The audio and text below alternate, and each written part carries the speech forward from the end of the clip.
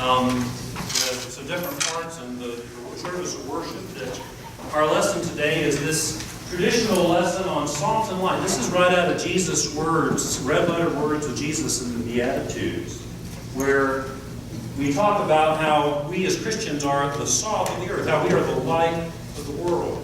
So if you want to just look up on the screen, it's the same lesson, it's the same version of the lesson in the NRSV as you'll find in your Pew Bible New Testament in Matthew in chapter 5, verses 13 through 16, where Jesus describes our identity as his followers, Christians. He says, "You are the salt of the earth, but if salt has lost its taste, how can its saltiness be restored? It is no longer good for anything, but it is thrown out and trampled underfoot. You are the light of the world. A city built on a hill cannot be hid. No one, after lighting a lamp, puts it under the bushel basket, but on the lampstand, and it gives light to all in the house. In the same way, let your light shine before others, so that they may see your good works and give glory to your Father in heaven." This is the word of the Lord, the gospel of Jesus Christ according to Matthew. Thanks be to God this day. Amen. Amen. And I don't know about you, but as I was leaving my house this past Thursday, I think it was this past Thursday morning, just as I was walking out the front door, because I didn't realize it, but the front stoop of my house and the sidewalk were a solid sheet of ice. Anybody else have that experience on Thursday of this past week? And this just doesn't happen very often around here. It happens in Oklahoma or places like that all the time, but around here, this doesn't happen very often, that we get this kind of ice like we got on Wednesday night. Where's the ice melt? I wondered as I was slipping and falling. But you know what? We're so accustomed to the sun coming out around here to melt it all away that I just went on my merry way that day and I didn't do anything about it. Well, guess what? The very next morning, Friday morning, I stepped outside again and whoosh, I slipped. But this time I fell right on the ice, and I fell so hard that I ripped my pants on the concrete. And again, I thought in my head, we should get some ice melt around here. But unfortunately, by Friday afternoon, the sun did finally come out, and it melted all this ice away. What's more, the weather report says, and we're experiencing it this weekend, that we can expect a few more days like this. A few more days of sunshine, which will hopefully melt off all the ice that has accumulated. But you know what? Meanwhile, my plan is to stock up on some of this ice melt. It's really just salt, you know that, so that this doesn't happen again. In any case, here in Denver, Colorado, we know the value of salt and light. Because without light from the sun, do you ever think about it this way? Without light from the sun to melt off all the ice and snow and salt to speed up this process, we would be slipping on the ice every day during a certain season of the year. Or while we normally get enough sunshine to melt off the ice, these days like Thursday are few and far between. Still, when these days do come, it's best to have some salt or some ice melt so we can raise the temperature of the ice so it melts faster. And so as we deal with the ice and snow around this time of year, I think that it's this illustration that helps us to understand Jesus' teaching around salt and light, where he says, "You are the salt of the earth.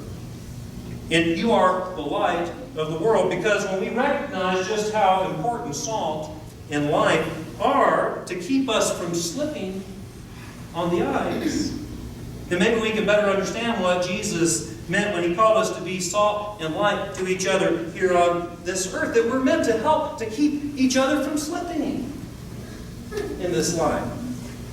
Think about it. Jesus could have said, "You are the superstars of the world." Or he could have said, "You are the powerhouses of the earth." Or he could have said, "You are awesome," or something like that. But no, he didn't say that. He didn't say that we're anything grandiose. We haven't suddenly changed into superheroes overnight. Instead, Jesus compares us to salt and to light, which are just ordinary, useful things, but they're still agents of change in this world. Now, there's a story about a hermit, and he lived way up high over a mountain resort town deep in the Rocky Mountains. And many years ago, the story goes that he had been hired by the city fathers of what was then a tiny village to clear away the debris from the crevices in the rocks where the pools would gather, and the spring would flow down to the town and make a river that went right through the middle of the town. So this hermit, he walked up there in the mountain peaks, and he faithfully and he silently would scoop out the silt and the debris and the little leaves from these mountain pools, and all of this would have otherwise choked up the spring that ran down and the river that ran down through the town and contaminated the fresh flow of water. And so the spring grew like crystal. It was so clear, and it flowed through the town, and the village then grew and grew, and swans came in, and they started floating on this beautiful crystal river through the middle of town. And restaurants grew up along the riverbank, and it became a hot spot. It became a popular tourist attraction over many years. And things had been going on like this for year after year, as long as anybody could remember. Then one evening, the city council met for their semi-annual meeting. And one of the council members' eyes caught this salary figure that was given to this old hermit who lived after the spring. And the council member said, "Who is this person? And why do we keep him on the salary year after year? No one sees him. I guess he's not necessary." And so by a unanimous vote, the town council decided to dismiss him of his responsibilities. Well, nothing happened there for a few weeks, but then comes September, when the leaves start to fall up in the mountains. The small branches started to fall off, and they clogged up the springs and clogged up the little pools, and they hindered that flow of clear water. And then just a couple weeks later, someone down in the town noticed that there was a slight yellowish-brown tint to what had always been a clear river. And then just a couple of days after, the water became much darker. And then after a week, there started to be a foul odor that came from the river, and we saw a slimy film started to cover along the riverbank, and the swans, well, they flew away, and the tourists said, "Well, we don't want to be here," in what would have been the height of the season, and people even started to get sick as these once clear waters started to bring disease. Embarrassed, the town council now called a meeting where they immediately hired back the keeper of the spring, and within a few weeks, things started to clear up in the river. This venerable water of life began to run again through this little mountain town. And I tell you this not because it's a good story, but because we see here an analogy to what Christians are called to be in this world in which we live. Because while it may seem that Christians are relatively weak and unimportant, our influence on society is a lot like that of the keeper of this spring.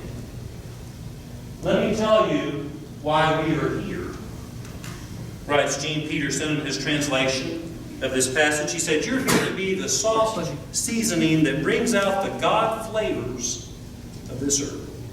But if you lose your saltiness, how will people ever taste godliness?" For instance, oftentimes I will watch the news, or I'll look out on the cultural landscape of today, and I consider how there's not many places today outside of the church where we're truly able to transcend the political divide in this country. And sadly, and at least in my opinion, some pastors and even some churches are playing politics these days, chiming in on one side or the other of the question in regards to their political opinions.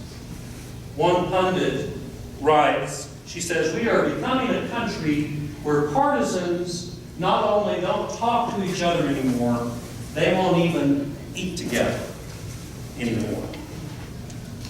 Because these days there's few places besides the church where Democrats and Republicans can even sit down across the table from each other and break bread together. And that's why I'm so glad to have such a clear purpose in life, which is to be salt, To be a follower of Jesus Christ, because whether it's used to bring out the flavor in food or to melt away the ice, the thing about salt is that it's only so long as it's pure. It's only so long as it's not mixed with anything else, that it has the ability to do these things. Yet as soon as it becomes diluted, as soon as it gets mixed up with something else, then it loses its saltiness, as it were. It's kind of like how, as a pastor, if I go about preaching politics from the pulpit, or tilting at windmills by doing battles with fake news or other media controversies, I can lose my saltiness. But so long as I keep my eyes on Jesus, so long as I keep the main thing, and I don't major in the minors, as it were, by getting all caught up in politics or opinions, only then can I actually be salt. Meaning that I can be a reliable witness of God and Jesus Christ, no matter who I might be talking to.